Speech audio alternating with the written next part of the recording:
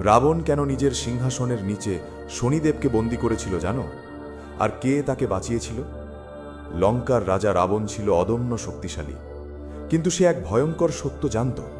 শনিদেবের দৃষ্টি পড়লে মহাশক্তিশালীরও সর্বনাশ নিশ্চিত। নিজের অশুভ দশা ঠেকাতে রাবণ একদিন শনিদেবকে বন্দী করে নিজের সিংহাসনের নিচে শিকল দিয়ে বেঁধে রাখে, যাতে তার দৃষ্টি তার ওপর না পড়ে। একদিন হনুমান লঙ্কায় প্রবেশ করেন সীতাকে উদ্ধার করতে।